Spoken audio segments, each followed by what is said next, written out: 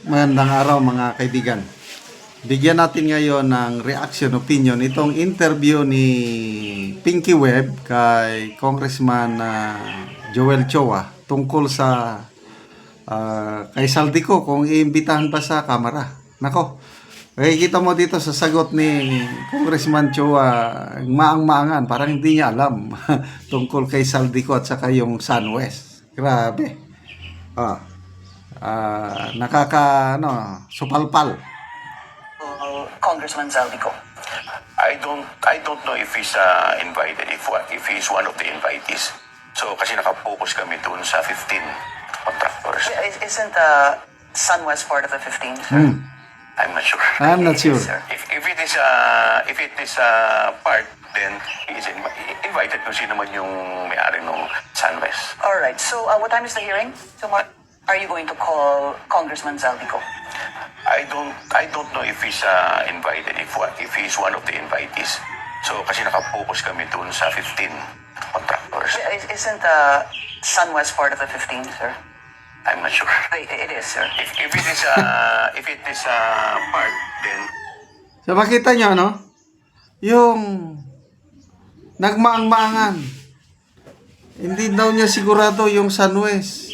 Kung sinong invited ba yun. Klaro naman, top 15 pinangalanan ng Pangulo, SunWest, nandyan na.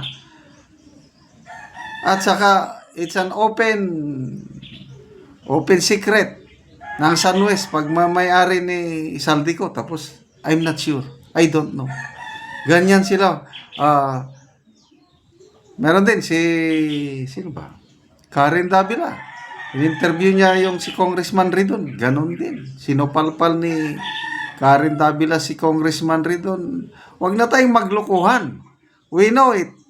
Saldico ang nito. Iimbitahan nyo ba? Hindi.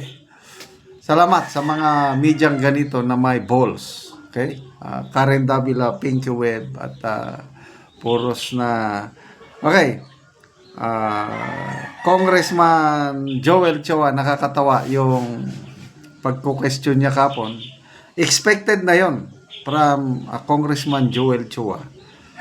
Isinisi na naman niya sa mga Duterte ang flood control problem. Nagsimula daw panahon ni PRRD. But I don't believe it.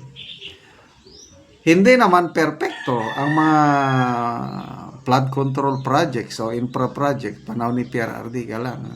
Sa mga feedback na natatanggap ko, high standard. Kung may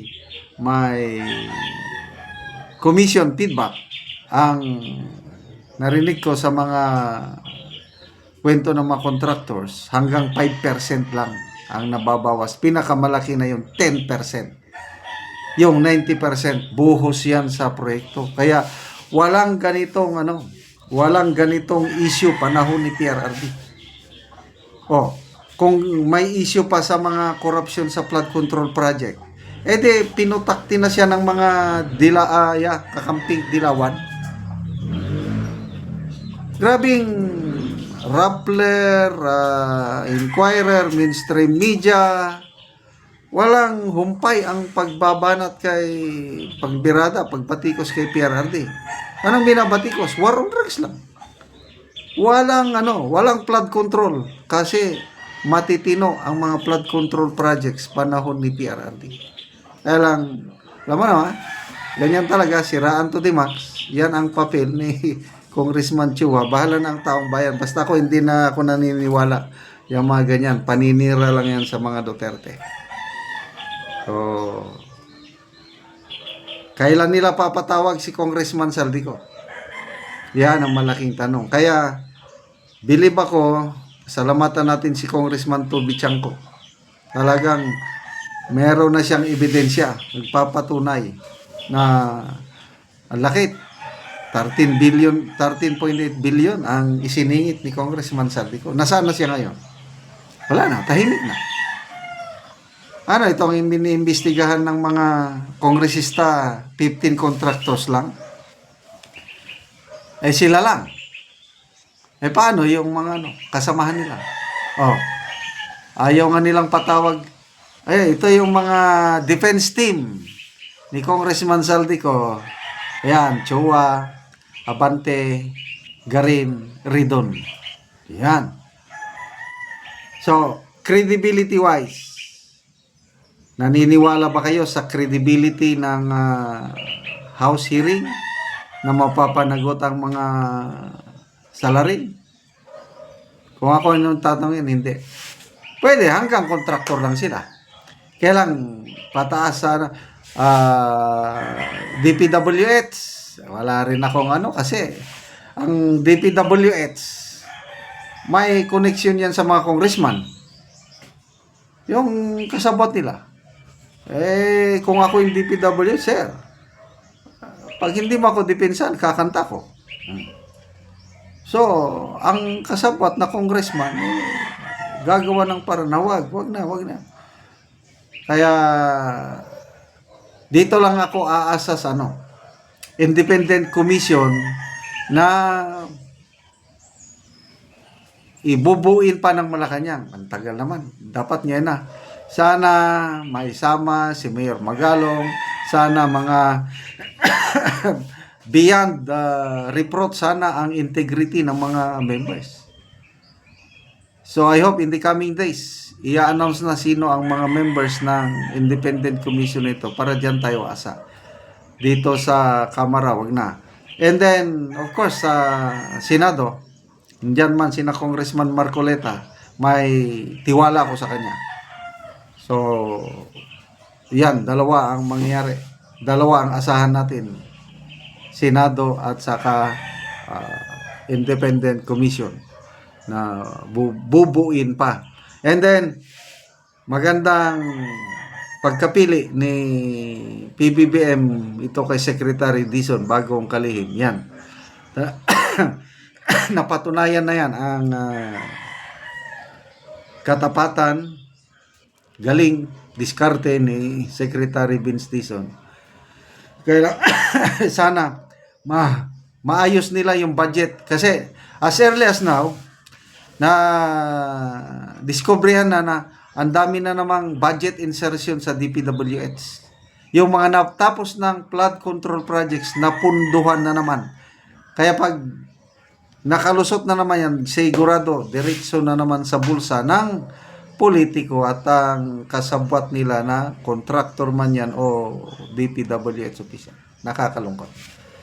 Kaya salamat mga kaibigan sa inyong pagsubaybay sa ating channel. Nakakatulong kayo ng malaki sa tribong Talanding ng Bukidnon. Ang sweldo natin sa channel na ito pantulong sa tribo. Namimigay tayo ngayon ng livelihood assistance, nagpapatanim ng saging lakatan at Arabica coffee. Panoorin nyo ang video na ito. Ako sa area sa gitamnan ni Junil og kape, so karon ako siyang bisitaon. Sumuna ni ang kalawmon sa iyang bangag. Daang gimix og iti og puradan. So, tunang tabunan. Sumuna ni ang sidling nga nahatag sa iya nga tag 25 pesos ang kada isa ani. So 600 na ni kapunuan ang tanom ni Junil. Kape.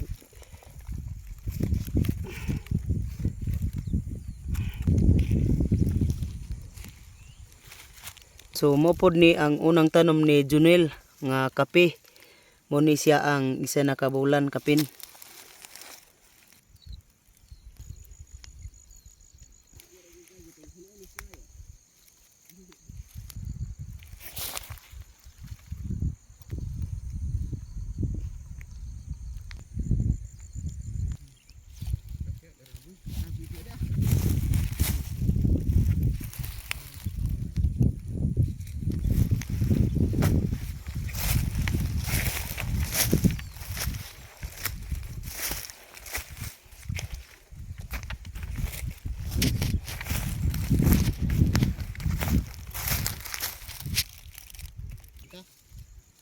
Sa suporta sa kape ug sa naghatag sa suporta.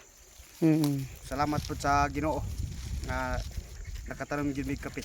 Pila na gani ni kapunuan ang imo nga kape? 550 tanan. Mahuas mi sa kalisod pinaagin ini makapaeskwela na mi sa amo ang mga anak. So salamat kaayo. Salamat.